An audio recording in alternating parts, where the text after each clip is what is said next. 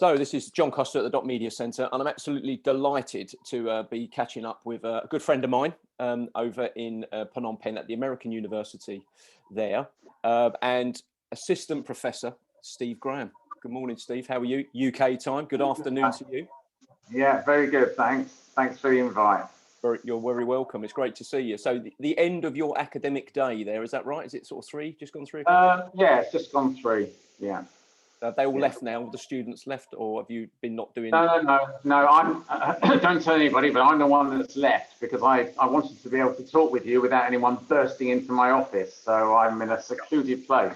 A secluded place, squirreled away somewhere safe. That's the main thing. Yeah, hopefully. Yeah. Well, listen. Thanks. As I said, thanks for agreeing to talk to us. And the reason we are talking is we were able to facilitate you being able to participate in the Sustainable Development Goal FilmFest, SDGFilmFest, run by a colleague of mine, Ben Harbisher at De Montfort University.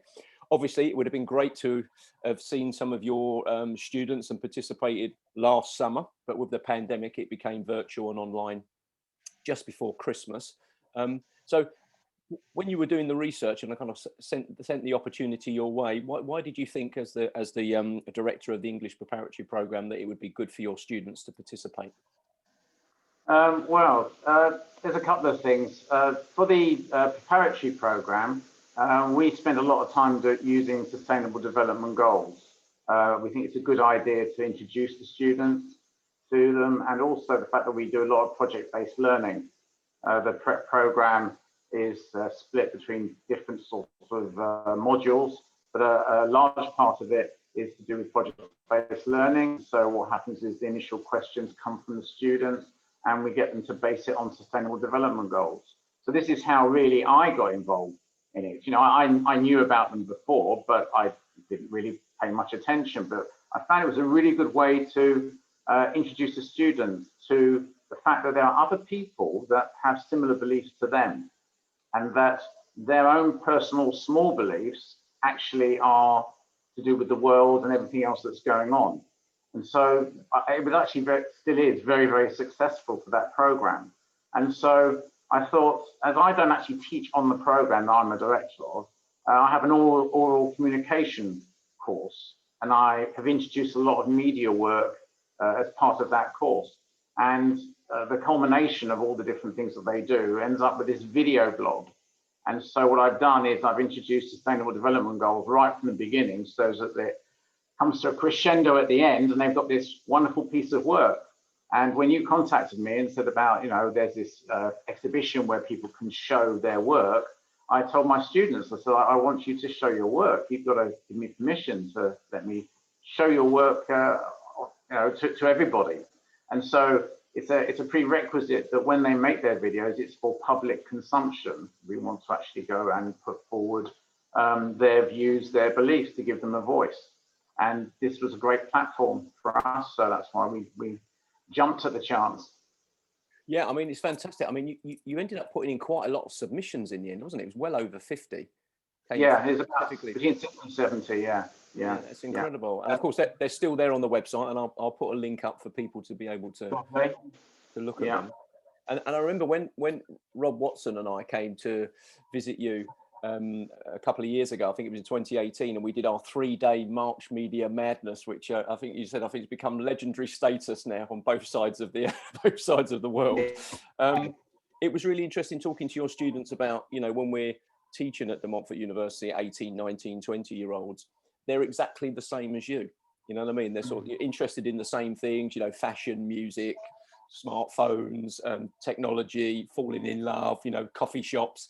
And the SDGs are another great way of, no matter who I talk to across the 100 countries of my Parallel Lives project, we can all be experiencing life in a different way, different levels of maybe finance, technology access, low resource setting. But the SDGs gives us an opportunity to create a level playing field when we're having a conversation, a bit like the pandemic's done, I guess. We're all experiencing it differently, but we've all been impacted by it.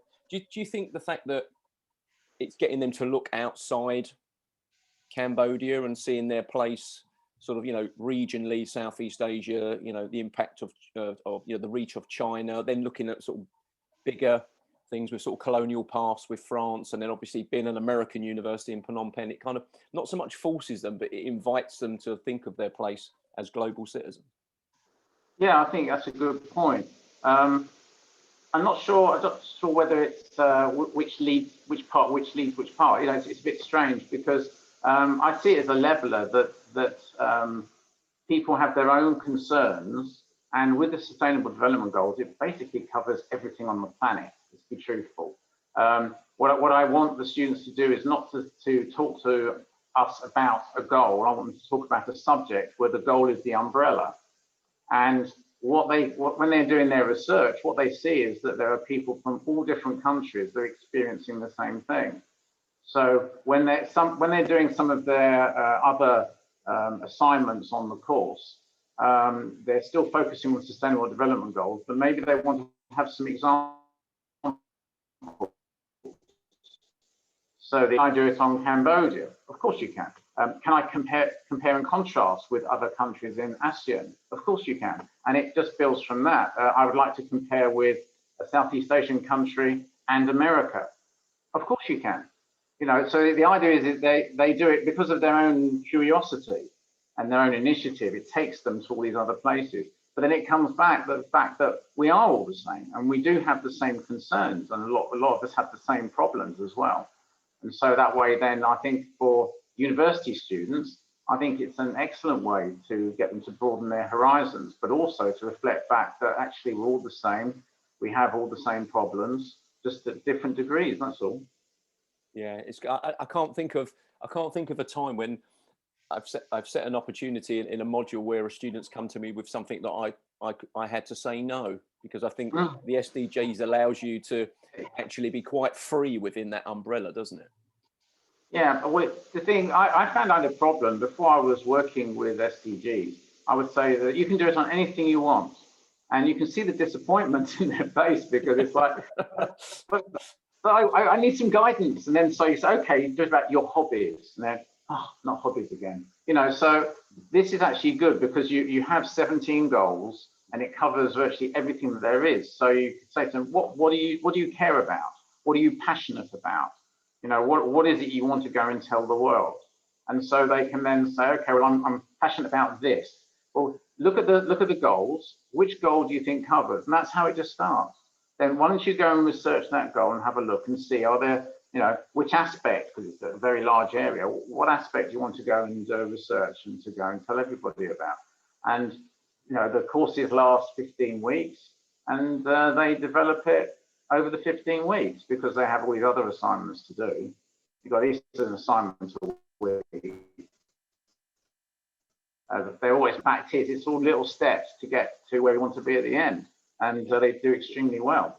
Yeah, I remember coming for the 2 visits and talking to a lot of the students, and obviously talking to you as well about, you know, the American university there, and so the idea is that, you know, it's an American style education, I guess, like a lot of English universities, British universities have done as well with overseas campuses, without necessarily leaving the country.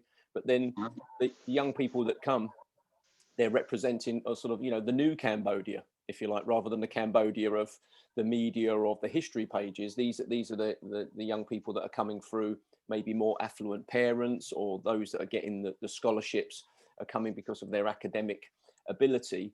We're looking for these people to be the future of Cambodia that drives it forward. So this kind of grounding makes it more about just Cambodian history and the sum of where we've come from. It's more about now being our place in the world, isn't it? Yeah, it's very much sort of we're here now and looking towards the future. I think really us as outsiders, I think we are the ones that are preoccupied with what's happened before with things like the Khmer Rouge. The youngsters of today are not thinking about that. That's not how they see it. And if you look, I don't know, a year, 2 years ago, I believe Cambodia was the startup country in the world. You know, there are more startups in Cambodia than anywhere else. So it's vibrant. And the way in which our students, how they behave, how they go looking for work once they left university, it's very, very interesting. I take an active part in looking to see what they're doing. And, you know, our students are from varying backgrounds. You know, we have a lot of scholarship students as well as you know, full paying students, but they all seem to be the same when it comes to university and looking for you know, looking for work afterwards. And they're very optimistic, vibrant, and they have a worldview on things, but they are Khmer, yeah, they're Cambodian. So, you know, that's probably the ethos of the university, but that's the students. Yeah, that's what they're like. Yeah, the student body, the sum of the student body, yeah. Yeah, that's what it's saying. So, listen, I was absolutely delighted last year also to sponsor one of the awards. It was a new award, caught everyone by surprise. I put my money where my mouth was.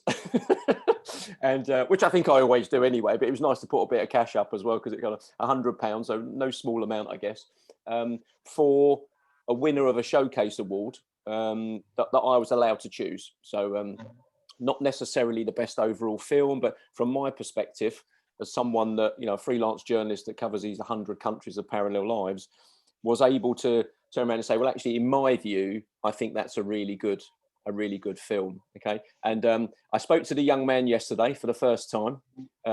Absolutely delighted to meet him, one of your students.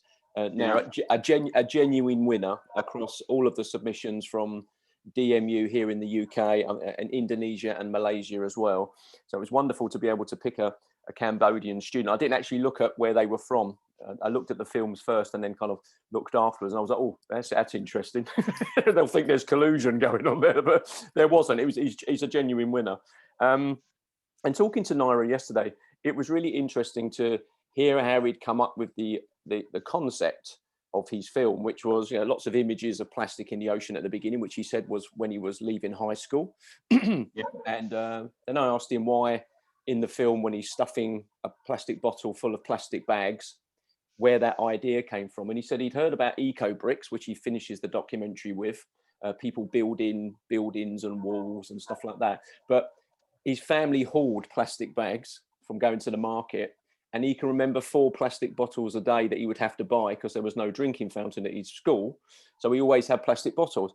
And I just like the way that he knitted together all of his personal experiences into making this film, which was something that impacted everybody. So I was delighted to speak to him yesterday. I've done a little interview with him, which I'll post up today on the blog post. But I mean, your experiences of Naira as a student?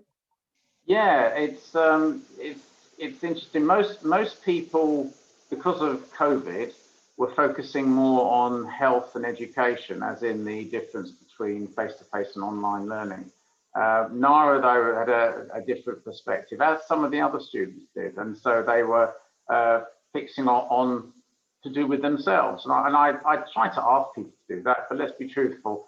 To be seen as an assignment for university, people think, well, the easier option would be to do something simple, to do health and education. That would be much easier. Because there was lots of films of people getting out of bed.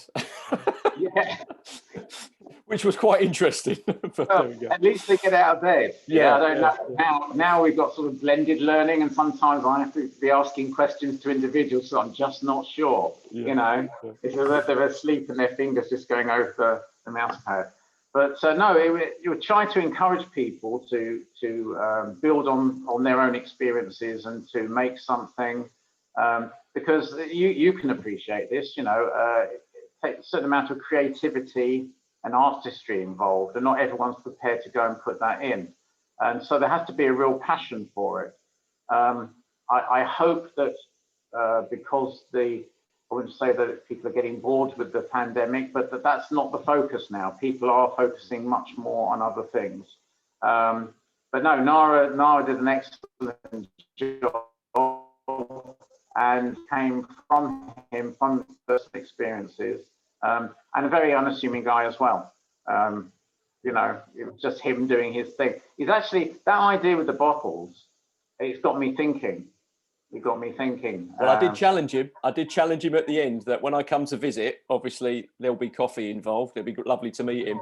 But I want to see him setting a challenge, having a chat with you. I said, go off and speak to Professor Graham about every student bringing in a bottle stuffed with plastic bag and build some kind of wall, make a statement or something like that. And he was like, That's going to be a lot of hard work. It was so funny. He didn't jump on it as a great idea. He was like, that sounds like a lot of hard work. It was brilliant. It was a perfect way to end the conversation with him. Yeah, something I'm losing interest all of a sudden. No, I'm actually thinking of something myself, because I'm thinking in Thailand. Why can't I do something like that? Yeah. And how, it could even be a form of employment, because there are people that would be quite happy to go and do that. Yeah, because it's quite a cyclical kind of environment then, as well, isn't it? Paying people to collect both sets of plastic, then stuff it, and then do something with it. Right. There's a lot of room there. So it's certainly got me thinking. Yeah. That's good. No, listen, it's been fantastic. And just one final thing, I know the festival's happening again, SDGFilmFest in June, and I'm doing the award again as well. But I just wonder, have you got are there plans for you to submit this year's 5-minute videos again? That's funny you should say that, but it just so happens that on our learning management system, there is a form there that gives permission for the videos to be put forward. So yeah, I've got 3 sections at the moment. So my students are aware. Also, I've held up Nara as a shining example. Yeah. And there's something for them to aim for. Be putting into it again. It gives them a lot of pride, and also I think it helps improve the actual video blog at the end, because they know it's for public consumption. They know it's going somewhere, and just maybe they could be the next Nara. You never know. You never know. Listen, as you well know, my friend, I'm always happy to speak to your students. If you want to beam me live into a lecture theatre one day and hold up Naira as an example of being in the Cambodia section here for Parallel Lives, I'm happy to do that in any way, shape or form. But I think it's fantastic that you guys got involved last year, and I really appreciate the hard work, because I know it was hard work putting those all up online. we can talk about it's fantastic being involved, but we also think about, well, actually it was a lot of hard work. As with most things when it comes to teaching and engaging with students, these things don't just come out of the air. There's a lot of preparation involved as well, isn't there? So yeah. Well, listen, thanks for taking the time to speak to us. And no problem. I look forward to speaking to you soon. Yeah. Thanks a lot, mate. Bye-bye.